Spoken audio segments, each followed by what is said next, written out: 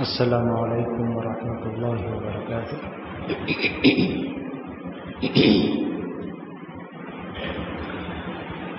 الحمد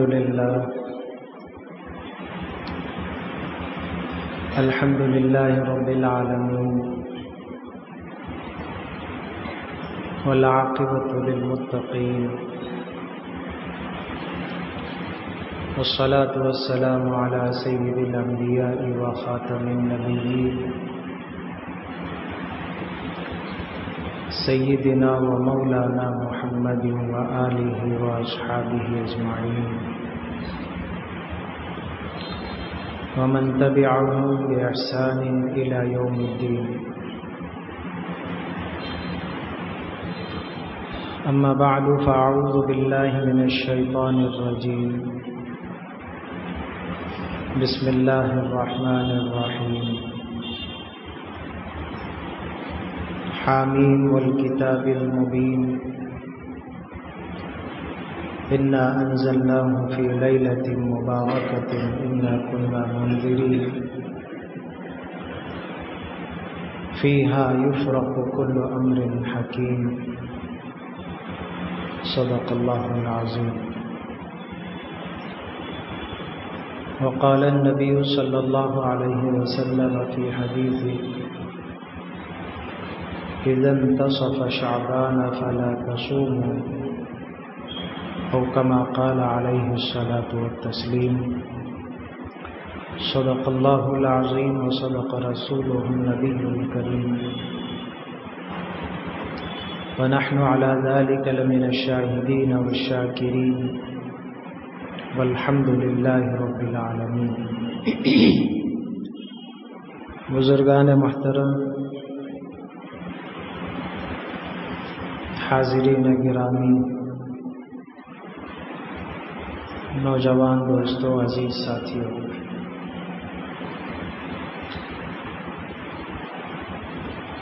قرآن مجید کی جو آیتیں پڑھی گئی، یہ آیتیں سورہ دخان کی ابتدائی آیتیں ہیں۔ سورۃ الدخان ہم میں سے بہت سے حضرات اسے پڑھتے ہوں گے۔ اس کی بڑی فضیلت ہے کہ جو شخص رات کو سونے سے پہلے سورہ دخان کی تلاوت کر لے تو اللہ تعالی صبح ہونے سے پہلے پہلے اس کے تمام گناہوں کو بخش دیتے ہیں۔ اور بعض روایتوں میں جمعہ کے دن یا جمعہ کی رات سے متعلق اس کی فضیلت ہے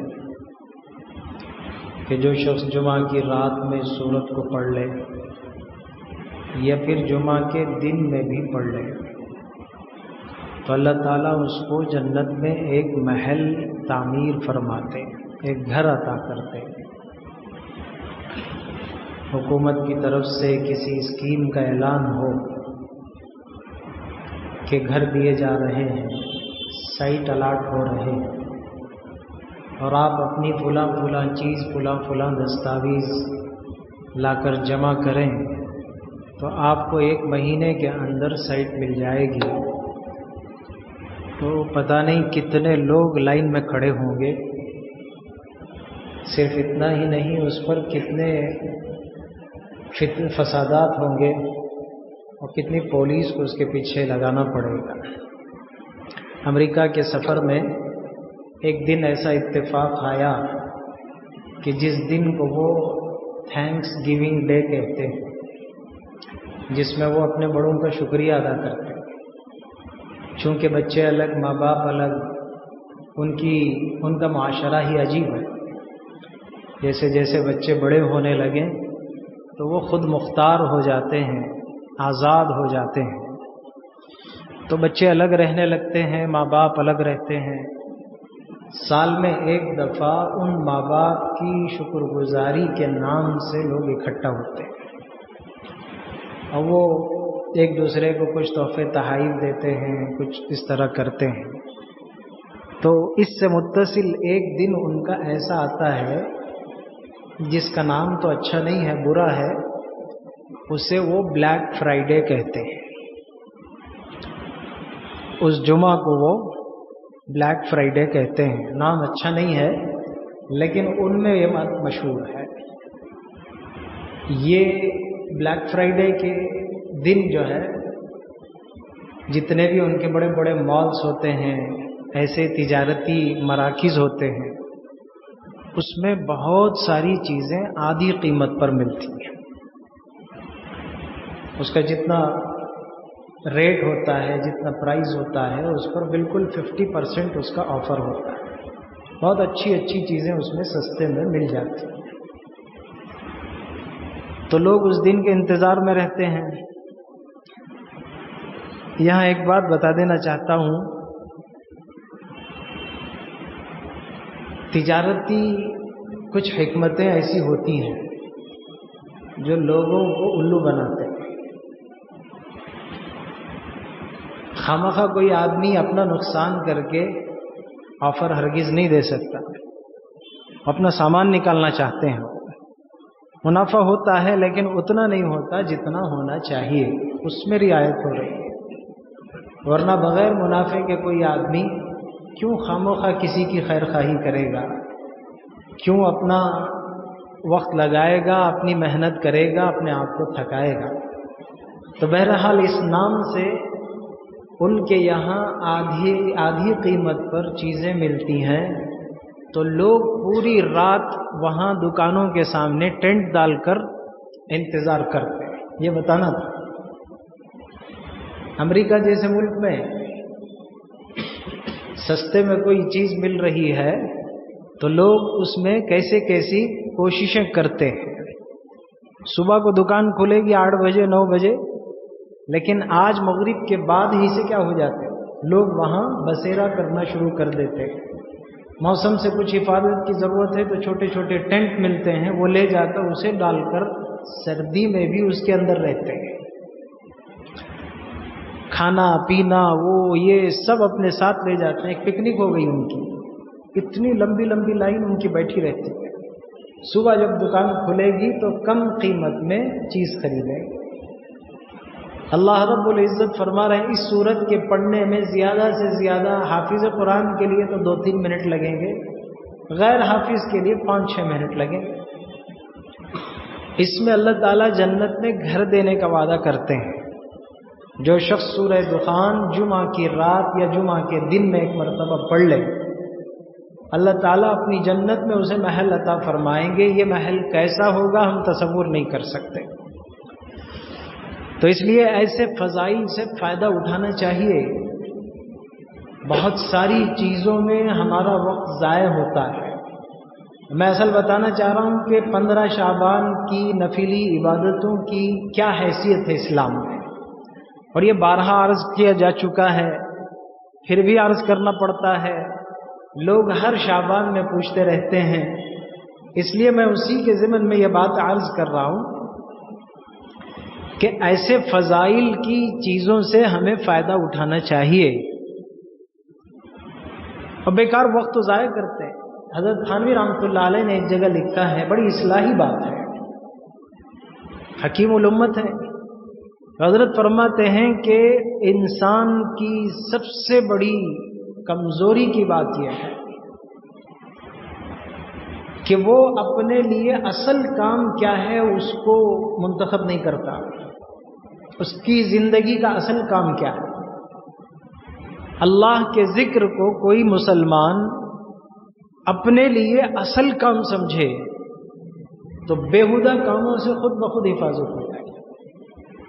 گناہ کی چیزوں سے حفاظت کے لیے سب سے آسان اور مؤثر طریقہ یہی ہے، اپنے آپ کو اللہ کے ذکر میں، اس کی یاد میں مشغول رکھو۔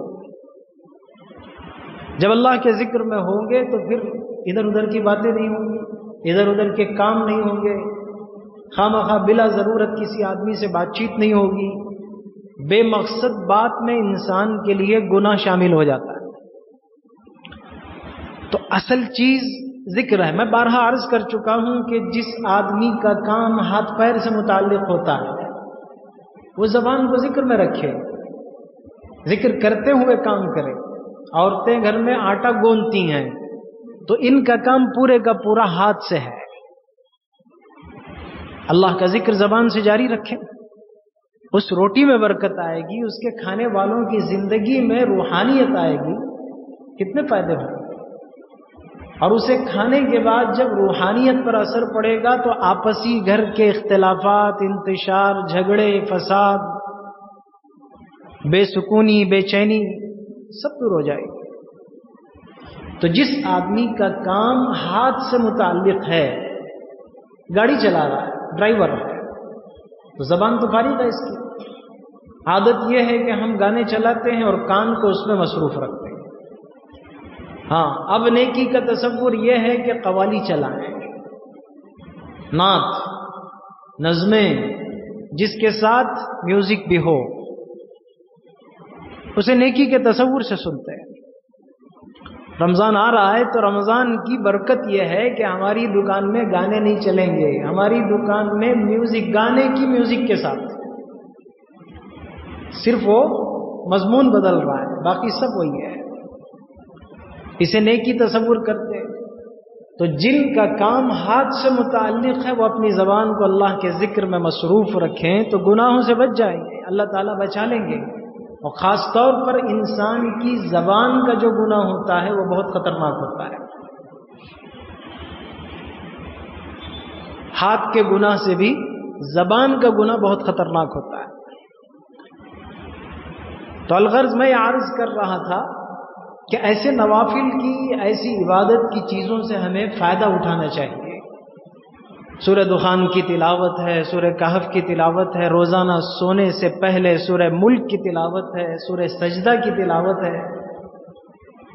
ایسی چیزیں جن سے اللہ تعالیٰ 10 مرتبہ سورہ اخلاص، جو آدمی 10 مرتبہ سورہ اخلاص قل هو اللہ احد پڑھتا ہے، اللہ تعالیٰ اس کے لیے ایک محل جنت میں تعمیر کر دیتے. کتنا آسان اور کتنا سستا ہے. نوافل کا ایک دم سے انکار نہیں کرنا چاہیے. فضائل سے متعلق جو حدیثیں آتی ہیں، علماء کرام محدثین لکھتے ہیں، ان کو ایک دم سے رد نہیں کیا جائے گا. احکام سے متعلق جو روایتیں ضعیف ہوتی ہیں ان پر غور کیا جائے گا کہ کس بنیاد پر اس میں ضعف آ رہا ہے، اور ایسی کوئی اور دوسری روایتیں بھی ساتھ میں موجود ہیں یا نہیں ہیں، ان کو دیکھ کر فیصلہ کیا جائے گا کہ اس میں گنجائش ملے گی یا نہیں ملے گی. لیکن باقی انسان کے لیے جو عام فضائل والی روایتیں ہوتی ہیں، ضعف کے باوجود اس پر عمل کر سکتے ہیں. بہت سے لوگوں نے فضائل اعمال کی بعض حدیثوں اور اس کی روایتوں پر اعتراض کیا کہ یہ ضعیف ہیں یا ایسی ہیں، لیکن اس کے باوجود حضرت شیخ الحدیث، اتنے بڑے محدث، میں اس سے پہلے بھی تعارف کرا چکا ہوں حضرت شیخ کا، موطا امام مالک کی شرح حضرت نے لکھی ہے اوجز المسالک کے نام سے. اتنی بڑی کتاب ہے کہ ہمارے 2 ہاتھوں میں بھی نہ سمائے. 20 جلد پر حضرت نے اس پر کتاب لکھی، اس کی شرح لکھی. اتنی پتلی کتاب ہے. موطا امام مالک علماء جانتے ہیں کہ اتنی پتلی سی کتاب ہے. 3-4 نورانی قاعدے اگر ملا لیں تو اس سے بھی کم ہے. اس کی جو شرح لکھی حضرت شیخ نے وہ اتنی جلدوں میں لکھی، تقریباً 40-42 جلدیں اس کی. اتنے بڑے محدث ان حدیثوں کو فضائل اعمال میں نقل کر رہے ہیں. یہ عام آدمی کی ترغیب کے لیے ہے کہ عام آدمی ایسے فضائل کی روایتوں سے فائدہ اٹھائے، عمل کی طرف آئے. کوئی ذکر کرنے ہی کے لیے تیار نہیں، کوئی اپنے آپ کو نفلی عبادتوں میں لگانے کے لیے ہی تیار نہیں. فضائل سن کر کم از کم وہ اس چیز کو حاصل کرنے کی کوشش کرے. چلو بھائی 10 مرتبہ سورہ اخلاص پڑھ لینا کون سی بڑی بات ہے. جمعہ کی نماز سے فارغ ہوئے، بیٹھ کر 10 مرتبہ انگلیوں پر گن کر سورہ اخلاص ہم نے پڑھ لیا، ایک محل تو آپ کے لیے پکا ہو گیا. اور یہ بات بھی سن چکے ہیں آپ حضرات کہ نیت کو وسیع رکھ لیں، یہ محل صرف میرے لیے نہ ہو، میں اپنے والدین کو بھی دیتا ہوں، میری طرف سے ایک گفٹ ہے، اللہ تعالیٰ ان کو بھی دیں گے، مجھے بھی دیں گے۔ آپ اپنی نیت کو جتنا وسیع کرتے جائیں گے اللہ کے خزانے میں کوئی کمی نہیں ہے۔ فضائل کو محض ضعیف قرار دے کر رد کر دینا، بہت سے اچھے کاموں سے انسان کو دور کر دینا، یہ کوئی بدعت نہیں ہے۔ اشراق پر آپ یہ بحث مت کرو کہ یہ صلاۃ الضحیٰ ہے یا صلاۃ الشروق ہے، اشراق ہے۔ لفظ پر بحث کرنے سے کیا ہوا؟ نماز تو پڑھو بھئی، یہ نماز تو پڑھو، آپ کو گھر بیٹھے مقبول عمرے کا ثواب مل رہا ہے۔ جو آدمی فجر کی نماز پڑھے پھر اس کے بعد اشراق تک عبادت میں مصروف رہے اور 2 رکعت نماز ادا کر لے نفل، اسے ایک مقبول عمرے کا ثواب ملتا ہے۔ بعض روایتوں سے پتہ چلتا ہے 2 کے بجائے 4 پڑھ لے، حج اور عمرے کے مقبول ثواب ملتا ہے اسے۔ پیسے نہیں ہے میرے پاس، فرصت نہیں ہے میرے پاس، سہولت نہیں ہے میرے پاس، سال ہا سال گزر گئے میری عمر کے، ایک عمرہ نہیں کر سکا میں، لیکن یہاں روز عمرہ ملتا ہے۔ جب فضائل سامنے نہیں آئیں گے تو آدمی کرے گا کیسے؟ آپ فضائل کو کاٹتے جاؤ کاٹتے جاؤ کاٹتے جاؤ، سب ضعیف، صرف ایک ہی روایت صحیح ہے، تو پھر انسان کرے گا کیسے؟ سنتوں کی اہمیت گھٹا دی۔ فجر سے پہلے کی سنت، بات آئی تو میں ایک مسئلہ ذکر کر دیتا ہوں آپ کو۔ فجر سے پہلے کی 2 رکعت سنت نماز، اس کی اصل حقیقت یہ ہے کہ آدمی گھر سے پڑھ کر آئے۔ صحیح بات اس کی یہ ہے کہ آدمی کہاں سے پڑھ کر آئے؟ گھر سے پڑھ کر آئے۔ آپ کو تھوڑی 1-2 منٹ کی تاخیر بھی ہو رہی ہے، کوئی حرج نہیں، آپ گھر سے پڑھ کر مسجد کو جائیں۔ مسجد میں جا کر جہاں فرض نماز شروع ہو چکی، عین نماز کی جگہ میں یہاں 2-3 صف نماز جماعت کھڑی ہو گئی ہے، 4تھی صف میں کھڑے ہو کر سنت پڑھ رہے ہیں، برا لگتا ہے۔ اب اس پر حدیث دلیل دی جاتی ہے، اذا اقیمت الصلاۃ فلا صلاۃ الا المکتوبہ، جب نماز کے لیے اقامت دے دی جائے، اقامت کہہ دی جائے، یعنی نماز بالکل تیار ہو جائے، کھڑی ہو جائے فرض نماز، فلا صلاۃ الا المکتوبہ، تو سوائے فرض نماز کے اور کوئی دوسری نماز نہیں پڑھنا چاہیے۔ کیا مطلب ہے اس کا؟ کیا مطلب ہے اس کا؟ اس کا مطلب یہ ہے کہ جو آدمی مسجد میں نماز کے لیے آ رہا ہے وہ نماز کے اصول سے واقف ہو، اسے معلوم ہونا چاہیے۔ اب جو آدمی سنت کی نیت باندھ چکا، 1 رکعت اس کی ہو رہی ہے، رکوع میں جا چکا ہے، سجدے میں جا چکا ہے، نماز شروع کر چکا ہے، وہ اب اقامت شروع ہو گئی تو اسے کیا نماز توڑ دینا چاہیے؟ کیوں؟ جس سنت کو اس نے سنت کی نیت سے شروع کیا وہ واجب میں بدل گئی، اب وہ واجب میں کنورٹ ہو گئی۔ کوئی بھی نفل نماز آپ شروع کرو، شروع کرنے کے بعد اپنے اختیار سے اسے کسی وجہ سے توڑ دو، فاسد کر دو، واجب کے حکم میں آ جاتی ہے۔ تو اس پر اختلاف کیوں؟ اس کی کیا ترتیب ہے آپ وہ پہچانیں۔ آپ سنت گھر سے پڑھ کر آئیں، گھر میں برکت ملے گی۔ صبح صبح 1 رکعت فرض آپ کی مسجد میں چھوٹ رہی ہے، کوئی حرج نہیں، آپ یہاں آ کر ان نمازیوں کے ساتھ جہاں باہر صحن ہے تب بھی نہیں پڑھتے ہمارے لوگ، یہ ہماری زیادتی ہے۔ دیر سے آ کر سنت پڑھنے والوں کو اتنی تو عقل، اتنی سمجھ، اتنا شعور ہونا چاہیے کہ یہ سنت کہاں پڑھوں میں۔ آ کر سب کے ساتھ پیچھے 1 صف کے فاصلے میں کھڑے ہو گئے، برا لگتا ہے۔ یہاں فرض چل رہی ہے اور آپ پیچھے کھڑے ہو کر سنت پڑھ رہے ہیں۔ کم از کم ایک آڑ، ایک صحن اور باہر کا حصہ، سب سے بہتر طریقہ یہ ہے کہ گھر سے پڑھ کر آؤ۔ آپ آخر التحیات میں تشہد میں آ کر مل رہے ہیں امام صاحب کے ساتھ، ٹھیک ہے آپ کی جماعت مل جائے گی، لیکن اس سنت کے ساتھ مزید ایک سنت یہ ہے، رسول اللہ صلی اللہ علیہ وسلم فجر سے پہلے کی سنت گھر میں پڑھتے تھے۔ ان چیزوں کی سختیوں کی وجہ سے سنت ہی گئی، نماز ہی چلی گئی۔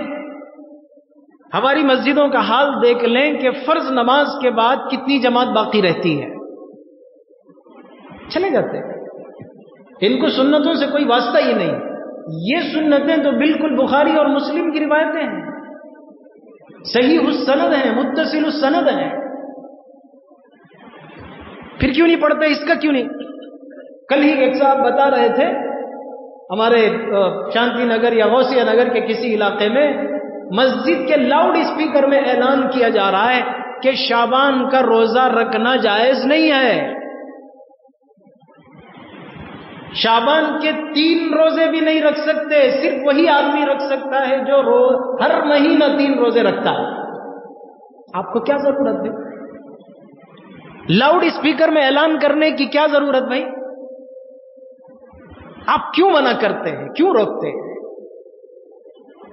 آپ نہیں کرنا چاہتے، چھوڑ دو، چھوڑ دو، ہم کسی کو نہیں روکتے۔ میں تو شعبان کے ضمن میں کئی مرتبہ یہ مسئلہ عرض کر چکا ہوں، ہم نے زیادتی کی ہے، اس میں ہماری غلطی ہے۔ شعبان کو ہم نے عید کا تصور دیا ہے، غلطی کی ہے۔ شعبان کی عشاء میں جو ہماری مسجدیں بھر جاتی ہیں، غلط ہے۔ پہلے کہاں گئے تھے آپ؟ یہ جماعت کہاں گئی تھی پہلے؟ اور میں تو بہت سی مسجدوں میں اس کی گزارش کر رہا ہوں، آپ شب برات کی عشاء کی نماز کو دیر کیوں کرتے ہیں؟ 8:30 کی آپ کی جماعت ہے، اسے 10 بجے کیوں رکھتے ہیں؟ 8:30 کو پڑھو۔ نہیں، لوگوں کی سہولت، لوگوں کو آنے دو۔ شہر میں مختلف اوقات کی مسجدیں موجود ہیں، آپ کو رات کے 9:30 بجے تک کی جماعت بھی موجود ہے عشاء کی، دیر سے آنے والا جائے وہاں۔ کیوں بدلیں ہم اپنا وقت؟ 8 والے 10 کو رکھ رہے ہیں، 8:30 والے 10:30 کو رکھ رہے ہیں۔ نہیں مانتے، نہیں مانتے، نہیں حضرت، وہ ادنا سب بھی آگو نالے دھولے کو کیا نہانا دھونا؟ آپ 15 شعبان کو غلیظ ہو جاتے ہیں، گندے ہو جاتے ہیں۔ آج ہی نہانا دھونا ہے آپ کو۔ بعض بزرگوں سے نفلی عبادتوں میں یکسوئی اور اہتمام کے لیے غسل کرنا ثابت ہے، بہت سی چیزوں میں، بہت سی چیزوں میں۔ حاجی یہاں بہت سے ہوں گے، آپ نے عرفات میں غسل کیا؟ کتنے حاجی ایسے ہیں جنہوں نے حج کر لیا ہے، عرفات میں غسل کیا آپ نے؟ کیوں نہیں کیا؟ نہیں، وہاں نہیں ہوتا، وہ احرام پہن کو رہتی۔ ارے رسول اللہ صلی اللہ علیہ وسلم کی سنت ہے۔ اماموں کی تکلیف ہے، وہ یہ ہے، وہ ہے، بیکار کے بہانے ہیں، کرنا چاہے تو کر سکتے۔ اور یہاں شعبان میں شب برات میں نماز کو ٹلائیں گے، غسل کرنا ہے، وہاں کرنا ثابت ہے، نہیں کریں گے، یہاں کیوں کرتے ہیں؟ بعض بزرگوں نے عبادت کی یکسوئی کے لیے ایسا کیا ہے کہ آدمی کے مزاج میں ایسا ہو جاتا ہے، پسینے سے شراب ہو رہا ہے، گرمی شدت کی ہے، موسم گرم ہے، اور ایسی چیزیں ہیں جس کی وجہ سے عبادت میں آدمی کو جی نہیں لگتا، بے چینی شروع ہو جاتی ہے۔ اعتکاف میں 10 دن غسل نہ کرو، آخری عشرے کا جو اعتکاف ہوتا ہے، ایک بے چینی شروع ہو جاتی ہے آدمی کو۔ جس آدمی کو خاص طور پر روزانہ غسل کی عادت ہے، اس آدمی کے لیے 2-3 دن غسل سے صبر کرنا بہت مشکل ہوتا ہے۔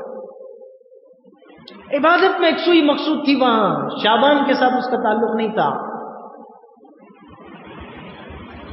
اسے لگاتے ہیں ایسی چیزیں۔ شعبان ایک عید ہے، دکانوں میں خوب بھیڑ لگی ہے، کیا بچوں کو کپڑے لینا؟ کیوں لے رہے ہیں؟ یہ کام آپ پہلے کیوں نہیں کر سکتے تھے؟ یہ کام آپ شب برات کے بعد کیوں نہیں کرتے؟ یہ کچھ زیادتیاں ہیں ہماری، جس کی وجہ سے اس کا ماحول بدلتا گیا۔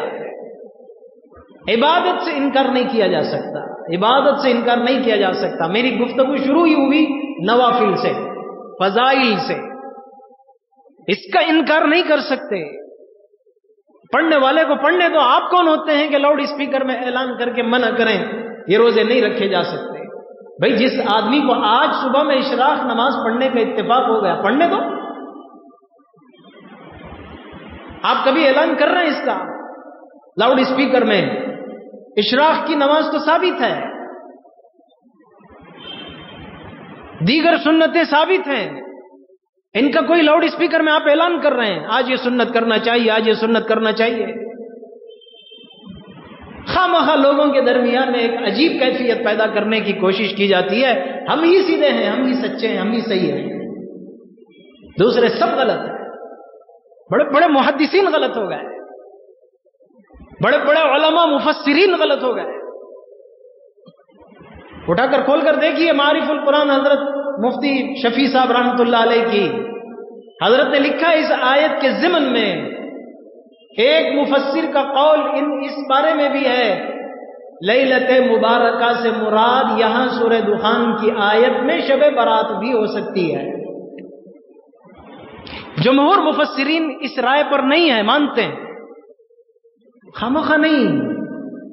10 روایتیں ہیں اس سلسلے میں شعبان کی، حضرت عائشہ کی روایت ہے، حضرت جابر کی روایت ہے، حضرت علی کی روایت ہے رضی اللہ عنہ۔ حضرت علی ہی کی روایت میں رات کی عبادت دن کے روزے کا ذکر ہے، حضرت عائشہ کی روایت میں نہیں ہے۔ سیدنا حضرت علی رضی اللہ عنہ کی روایت ہی میں اس کا ذکر ہے، اس رات کی عبادت اور اس کے دن کا روزہ۔ ضعیف ہوگی مانتے ہیں، فضائل کے معاملے میں ضعیف کے سہارے سے آدمی کو فائدہ اٹھانے کی گنجائش ہے، ہم اسے واجب تو نہیں کہہ رہے، نہ رکھنے والے پر کوئی تانا تو نہیں دے رہے، آپ روزہ نہیں رکھیں کوئی حرج نہیں، آپ رات کو نماز نہیں پڑھتے کوئی حرج نہیں، پڑھنے والے کو پڑھنے دو۔ اور یہ مسجدوں کے اندر جو ایک اجتماعی کیفیت ہے، علماء اس کے بارے میں بھی یہی لکھتے ہیں، حضرت تھانوی رحمۃ اللہ علیہ نے بھی لکھا ہے، حضرت شاہ ولی اللہ محدث دہلوی رحمۃ اللہ علیہ کی اس تفسیر کو اٹھا کر دیکھیں، حضرت نے لکھا ہے نوافل کا تعلق آدمی کے گھر سے ہے، شب برات کے دن اور رات کی جو عبادت ہے اس کا تعلق میرے گھر سے ہے، میں گھر میں اس نماز کو ادا کروں، کوئی ماننے کے لیے تیار نہیں۔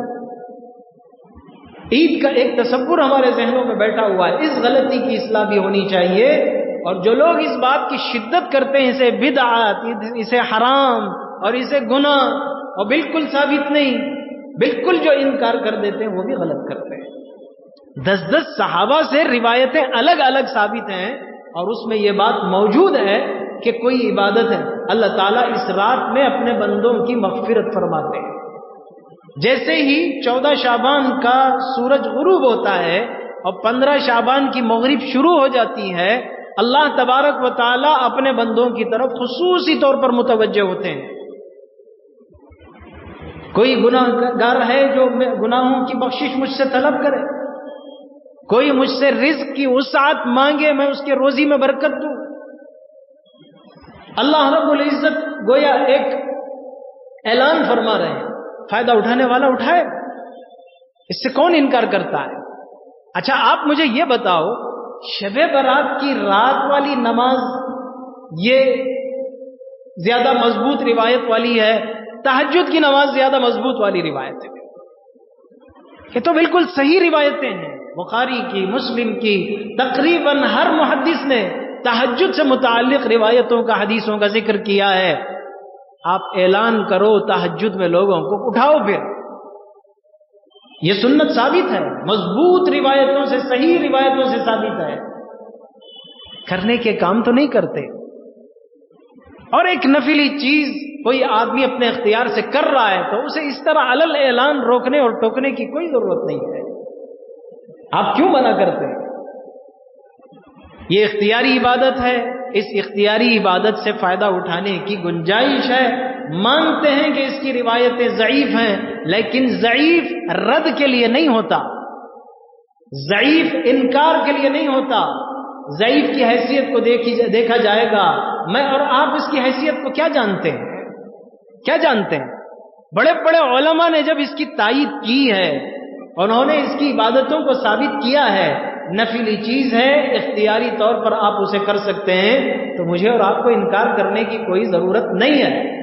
لیکن عید کا تصور ذہنوں سے نکالیں، کھانے پکانے کا تصور ذہنوں سے نکالیں، علماء لکھتے ہیں کہ غالباً شیعہ کے کوئی بڑے امام اس رات میں پیدا ہوئے تھے، 15 شعبان کی رات میں پیدا ہوئے تھے، تو وہ لوگ خوشی کی وجہ سے حلوے، میٹھے، وہ بریانیاں، پٹاخے، یہ سب انہوں نے شروع کیا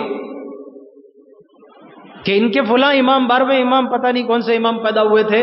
بہرحال شیعہ کے جو امام ہیں ان میں سے کوئی امام ان کے نزدیک جو مقدس ہستی سمجھے جاتے ہیں، وہ ان کی پیدائش 15 شعبان کی رات کو ہوئی تھی، تو اس خوشی میں وہ مٹھائیاں بناتے ہیں، اس خوشی میں میٹھے تیار کرتے ہیں اور مرغن غذائیں تیار کرتے ہیں۔ خوشی ان کی، کھانا ہمارا نہیں۔ ہر ایسے بہانے سے ہم لوگ کیا کرنا چاہتے ہیں؟ اچھا کھانا چاہتے ہیں، اللہ کھلائے، سب کو اچھا رکھے، اچھا کھلائے۔ ہم نے کب چھوڑا تھا؟ کون سا دن ایسا ہے جس دن ہمارے گھر میں گوشت نہ ہو؟ پھر شعبان الگ سے کیا آ گئی؟ کھاؤ جو کھاتے ہیں وہ۔ ان چیزوں کی اصلاح و تربیت ہونی چاہیے۔ شیعہ کے ساتھ اٹھنا بیٹھنا، ان کی دیکھا دیکھی کچھ چیزیں ہماری زندگی میں اس طرح آتی گئیں، ہمارے گھرانوں کے اندر بھی اس طرح کے کھانے پکانے کی عادتیں چل پڑی۔ ان چیزوں کی اصلاح ہونی چاہیے۔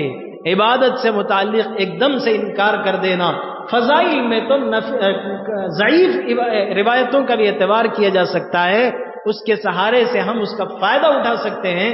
پتہ نہیں اللہ کے دربار میں کب دل کی کیا کیفیت آ جائے۔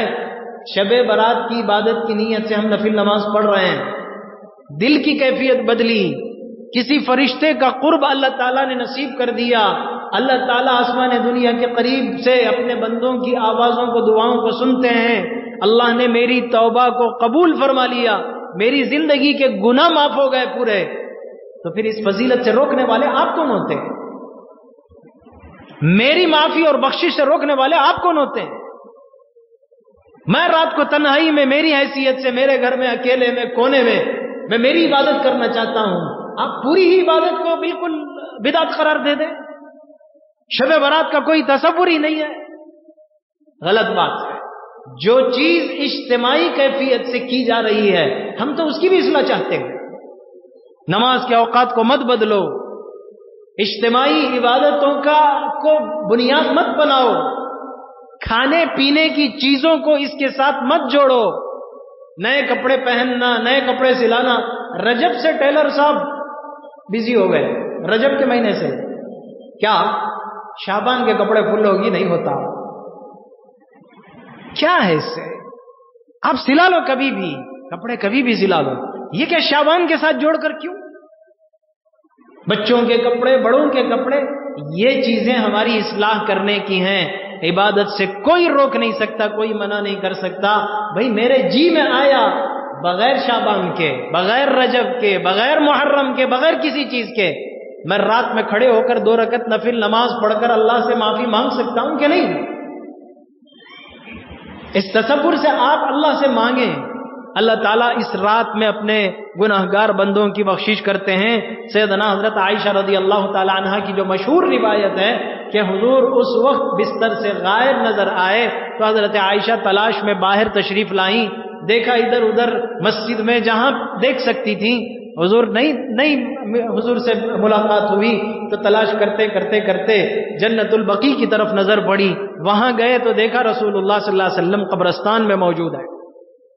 تب حضور نے فرمایا حضرت عائشہ رضی اللہ عنہا سے کہ آج کی رات ایسی ہے، بنو کلب ایک بہت مشہور قبیلہ جو مویشی پالن میں مشہور تھا، بکریاں بہت زیادہ پالنے والے تھے، اس کا نام لے کر حضور نے فرمایا ان کی بکریوں کے چمڑوں پر جتنے بال ہوتے ہیں ان بالوں سے زیادہ اللہ تعالیٰ آج گناہگار لوگوں کو معاف کرنے اور جہنمی لوگوں کو آزاد کرنے کا وعدہ فرماتے ہیں۔ ایک فضیلت والی ہمیں روایت ملی ہے، اس میں توبہ اور استغفار کرنا کیا برا ہے؟ قبرستان کے بارے میں بھی میں بتا چکا ہوں، رسول اللہ صلی اللہ علیہ وسلم سے زندگی میں یہ ایک روایت ایسی ہے جس میں 15 شعبان کو قبرستان جانے کا ثبوت ملا ہے۔ آگے اس کے بعد رسول اللہ صلی اللہ علیہ وسلم پھر جنت البقیع گئے تھے، پھر 15 شعبان میں حضور نے ایسے ہی عمل فرمایا تھا، آپ حدیثوں میں نہیں دکھا سکتے۔ تو علماء یہی بیان فرماتے ہیں جو رسول اللہ صلی اللہ علیہ وسلم سے جو عمل جس کیفیت کے ساتھ ہوا، اگر اسے سنت سمجھ کر اس سنت پر عمل کرنے کے ارادے سے کوئی آدمی اگر ایک مرتبہ زندگی میں ایسا کر لے تو اس کے لیے گنجائش ہے، لیکن اسے قبرستان کے ساتھ جوڑ دینا، مردوں کی عید قرار دے دینا، ساری بخشش اسی دن ہوگی، ہمارا یہ تصور بن جاتا ہے۔ عورتیں سال بھر قرآن پڑھتی ہیں، 15 شعبان کو بخشتی ہیں، کیوں رکھتے ہیں؟ 15 شعبان تک اسے باقی رکھنے کی ضرورت کیا ہے؟ 3 قرآن، 5 قرآن، 10 قرآن الحمدللہ پڑھتی ہیں، بہت خوشی کی بات ہے، اللہ تعالیٰ ان کی تلاوت میں مزید برکت دے، لیکن وہ قرآن رکھتے ہیں، جمع کر رکھتے ہیں۔ یہ 10 قرآن کا ایصال ثواب شب برات میں ہوگا، یہ کیوں؟ یہ اضافہ کیوں؟ جب آپ نے پڑھا اللہ کے دربار میں اس کی دعا کر دی اور اس کی بخشش، اس کا ایصال ثواب کسے کرنا تھا کر دیا، پوری امت مسلمہ کو کر دیں، آپ کا کیا جانا ہے؟ آپ کا کیا جانا ہے؟ قرآن ایک ہی پڑھا، پوری امت مسلمہ کے لیے آپ نے اس کو بخش دیا، اللہ تعالیٰ سب کے لیے قبول فرما لیں تو آپ کی کیا تکلیف؟ آپ کو کیا تکلیف ہے؟ یہ کچھ چیزیں ہیں جن چیزوں کی ہمیں اصلاح کرنے کی ضرورت ہے۔ آپ اسے اپنی حیثیت سے نفلی عبادت کے تصور میں رکھیں، ضرور آپ اپنے اختیار سے عبادت کرنا چاہیں، نفل عبادت رات میں کریں، نماز پڑھیں، توبہ اور استغفار کریں، اپنے گناہوں کو یاد کر کے اللہ سے کھلے دل سے معافی مانگیں، اب تک کی زندگی کے گناہ معاف ہو جائیں۔ یہاں یہ بھی ایک روایت میں ذکر آتا ہے، اللہ تعالیٰ اس رات میں اگلے 1 سال کے امور فرشتوں کے حوالے کرتے ہیں، ان کو نافذ کرتے ہیں، تو اس میں مردوں کی فہرست تیار ہوتی ہے، پیدا ہونے والے بچوں کی فہرست تیار ہوتی ہے، رزق کے معاملے میں اللہ تعالیٰ فہرست تیار فرماتے ہیں۔ یہ سب باتیں حدیثوں کے اندر، جو حدیثیں ضعیف السند بھی ہیں، ان میں اس کا ذکر ملتا ہے۔ بہت اچھی بات ہے، ایسے وقت میں ہم اللہ کی عبادت میں رہیں، ایسے وقت میں ہم اللہ سے توبہ اور استغفار کریں تاکہ اللہ تعالیٰ ہمارے حق میں اچھے فیصلے فرمائے۔ اسے سرے سے انکار کر دینا بالکل صحیح بات نہیں ہے۔ رات کی عبادت بھی اور دن کا روزہ بھی، ایک روزہ نفلی رکھنا بھی ثابت ہے۔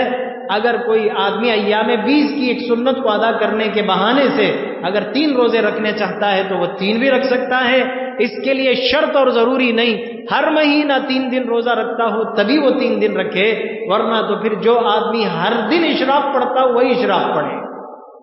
کتنی نمازیں، کتنی نوافل، کتنی عبادتیں کٹ جائیں گی۔ نفل میں اس طرح کی کوئی پابندی نہیں، ہاں البتہ نوافل کے جو مخصوص فضائل ہیں، نوافل کے جو مخصوص فضائل ہیں، جیسے مثال کے طور پر چاشت کی نماز پڑھنے سے رزق کی تنگی دور ہوتی ہے، چاشت کی نماز پڑھنے سے رزق کی تنگی دور ہوتی ہے، یہ ایک مخصوص فضیلت ہے۔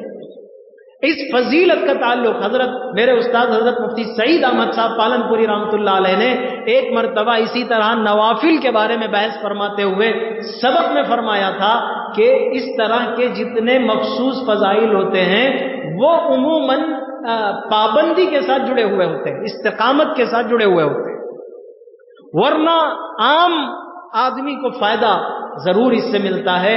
مثال کے طور پر سمجھیے، آج کسی وجہ سے چاشت پڑھنے کا مجھے اتفاق ہو گیا، روزانہ نہیں پڑھتا ہوں میں، اللہ تعالیٰ آج کی روزی کی تنگی دور کر دیں گے۔